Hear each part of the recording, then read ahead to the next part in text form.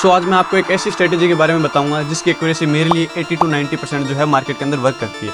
कि ना तो मैं आज आपको कोई इंडिकेटर बताने वाला हूँ, ना कोई ऐसी फालतू चीज़ बताने वाला हूँ जो कभी भी मार्केट के अंदर वर्क नहीं करती। ठीक है, सबसे पहले मैं आपको एक प्रूफ देना चाहता हूँ कि ये स्ट्रेटेजी किस तरीके से और कितने बड़े तरीके से जो है वो काम करती है। देखो, मैंने एक चैलेंज लिया था $1000 को $5000 में कन्वर्ट करने का। उसके अंदर मेजर मैंने 80 to 90% जो ट्रेड लिए थे वो इस स्ट्रेटेजी के बेस पे ही लिए थे। सबसे पहले मैं आपको ट्रेडिंग हिस्ट्री दिखाता हूँ अपनी।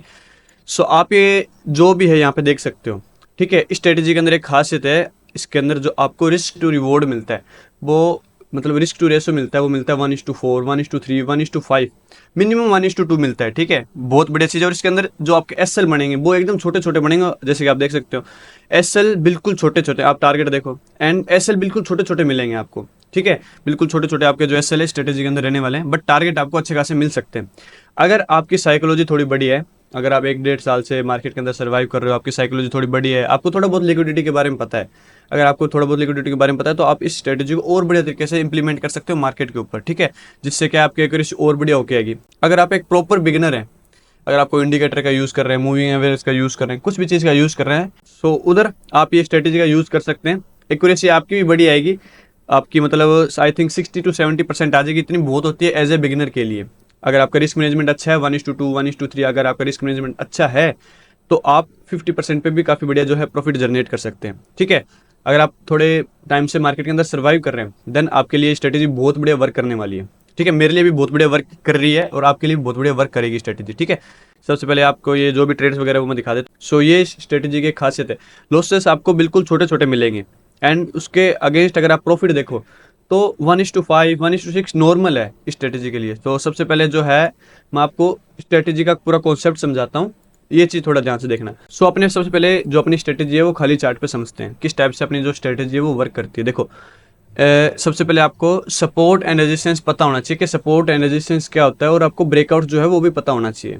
ठीक है, सबसे पहले अपने देखो एक चीज़ मैं आपको बताता हूँ। सबसे पहले अपने एक सिनेरियो लेके चलते हैं, जैसे कि ये गोल्ड है। गोल्ड के अंदर जो मार्केट है वो साइडवेज है या फिर एक रेंज के अंदर फंसा हुआ है, तो उसने एक रेंज बना दी है ये वाली। तो आपको पता होना चाहिए कहाँ पे सपोर्ट लगेगा, कहाँ पे रेजिस्टेंस लगेगा। सबसे पहले अपने लगाएंगे रेजिस्टेंस, देन अपने लगाएंगे सपोर्ट। अगर आपको सपोर्ट रेजिस्टेंस नहीं पता, अगर आपको लिक्विडिटी के बारे में नहीं पता, अगर आपको ब्रेकआउट्स के बारे में नहीं पता, ये मेजर चीज़ें, ये बेसिक प्रोजेक्शन ये आपको पता होना चाहिए। अगर आपको ये नहीं पता तो आप सबसे पहले ये चीज़ें प्रॉपर सीखो, देन आप ये स्ट्रेटेजी अप्लाई कर पाओगे बढ़िया तरीके से। मेरे को बता देना कि इन चीज़ों पे भी आप वीडियो बनाओ, तो उन चीज़ों पे भी सपोर्ट, रेजिस्टेंस, लिक्विडिटी, इन पे भी मैं वीडियो बना दूंगा। सो सबसे पहले अपने एक सिनेरियो लेके चलते हैं। सो ये गोल्ड है। ठीक है, गोल्ड के अंदर मार्केट एक रेंज के अंदर फंसा हुआ है, ऊपर वाला रेजिस्टेंस एंड नीचे वाला सपोर्ट। एक रेंज के अंदर फंसा हुआ है गोल्ड, ऊपर वाला रेजिस्टेंस एंड नीचे वाला सपोर्ट।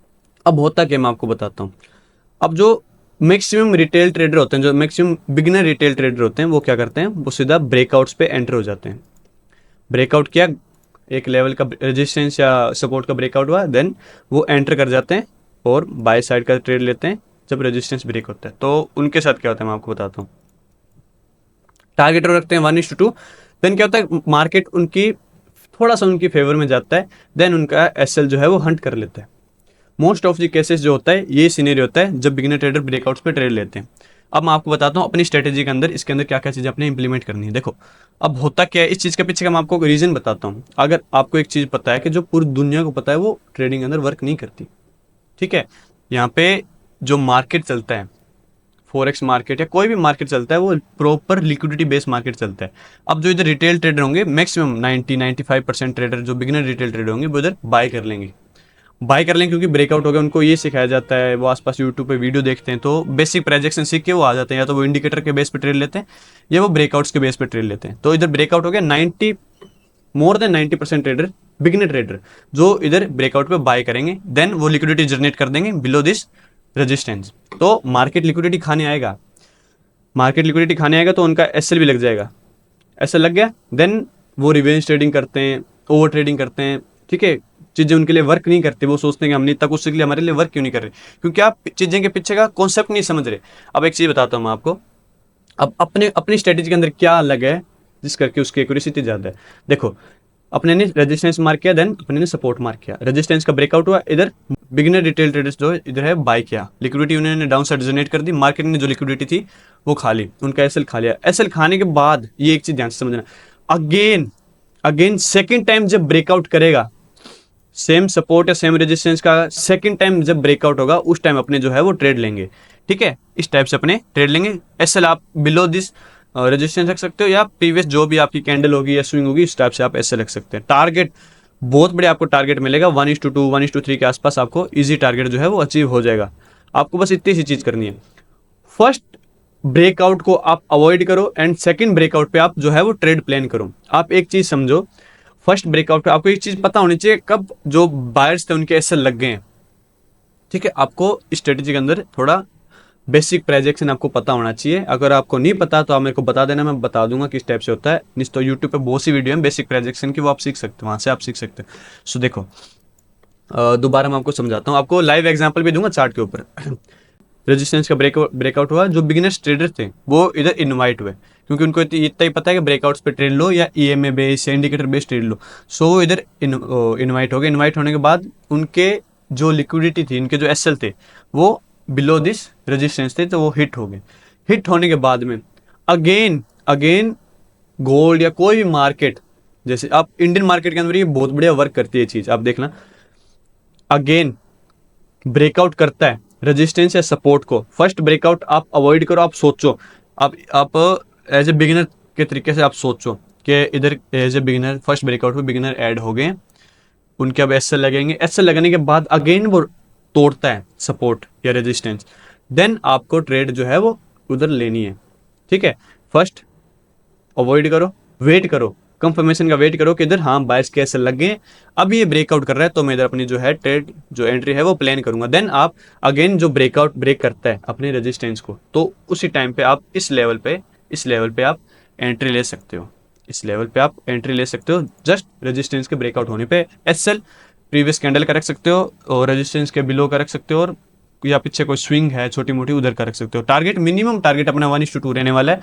ठीक है, अगर आपको कुछ भी इसके अंदर चीज़ समझ में नहीं आती तो आप मेरे को मैसेज कर देना, मैं आपको पर्सनली बता दूंगा किस टाइप से वर्क करती है। एक चीज़ मैं और बता देता हूँ इसके अंदर।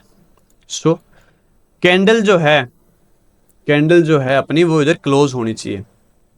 ब्रेकआउट पे कैंडल अपनी क्लोज होनी चाहिए। अगर विक लगाता है तो अपने अवॉइड करेंगे। अगर यहाँ से सीधा नीचे चला जाता है ऐसे, हाँ अगर यहाँ से सीधा नीचे चला जाता है देन तभी भी अपने जो है वो अवॉइड करेंगे। ठीक है, अगर आसपास से ही थोड़ा रिजेक्शन खा के देन ऊपर ब्रेक करता है तो अपने बाय की साइड जाएंगे या फिर सेल की साइड जाएंगे। अगर यहाँ से ही नीचे सीधा डायरेक्टली फॉल करता है तो अपने इस सेटअप को जो है वो अवॉइड करेंगे। और ऊपर कैंडल क्लोज होनी चाहिए, विक नहीं लगनी चाहिए, कैंडल रियल कैंडल क्लोज होनी चाहिए। जैसे एज एग्जाम्पल मैं आपको सेलिंग की साइड में और बता देता हूँ। जैसे कि देखो, जैसे कि ये इधर ब्रेक किया, ब्रेक करने के बाद में इधर क्या है, ब्रेकआउट पे सेलर्स इनवाइट हो गए। सेलर्स इनवाइट होने के बाद में जो मार्केट था वो थोड़ा ऊपर गया, उनके एसएल खाए, लिक्विडिटी उधर खा ले ली सारी की सारी। देन ये अगेन ब्रेकआउट करता है। ठीक है, अगेन ब्रेकआउट करता है देन अपने इधर सेलिंग की साइड में भी जाएंगे। एसएल इसके नीचे, टारगेट अपना मिनिमम 1:2 रहने वाला है। मिनिमम टारगेट अपना 1:2 रहेगा। और जो यहाँ पे ये एक चीज़, एक सेकेंड को,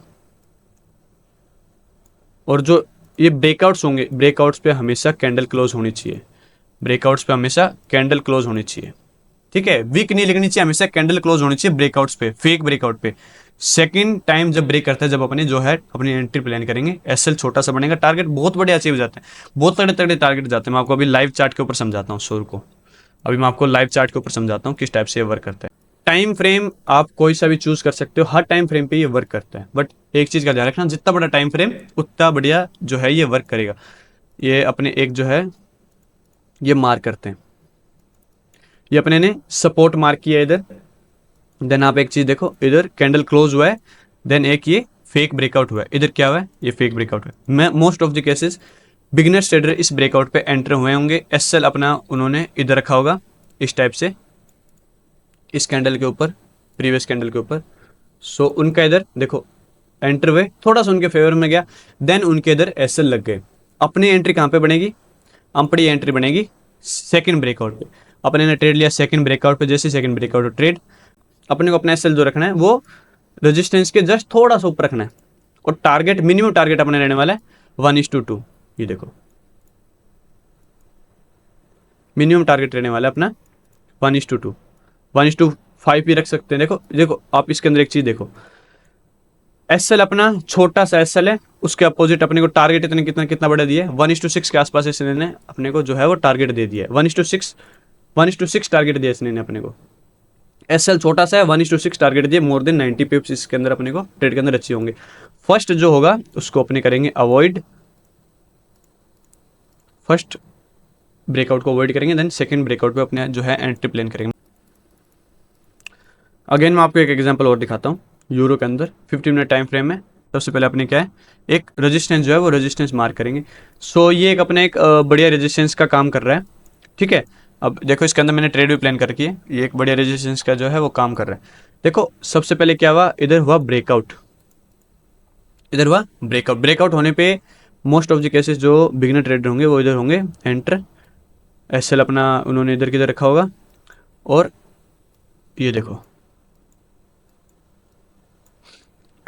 फर्स्ट ब्रेकआउट पे उनका इधर एसएल लग गया। देन सेकंड ब्रेकआउट किया उन्होंने, जैसे कि अपने जो है वो सेकंड ब्रेकआउट पे ही ट्रेड लेंगे। अपने ने क्या, सेकंड ब्रेकआउट पे एंटर, देन अपनी एंट्री विदर, एक सेकंड, अपनी एंट्री विदर, और अपने ने जो अपना जो भी एसएल था वो थोड़ा रेजिस्टेंस के नीचे रखा, और आप टारगेट देखो मोर देन 1:10 के आसपास अपने को टारगेट जो है वो मिल गया। अगेन एक और एग्जांपल मैं आपको देता हूँ। फर्स्ट ब्रेकआउट पे ट्रेड को अवॉइड करो, सेकंड ब्रेकआउट पे आप ट्रेड हो सके तो सेकंड ब्रेकआउट पे आप ट्रेड लो। ये स्ट्रेटजी है अपनी, सिंपल सी बिल्कुल। और आपको मैं और एग्जांपल दिखाता हूँ, जैसे कि ये एक रेजिस्टेंस है, सॉरी ये एक सपोर्ट है।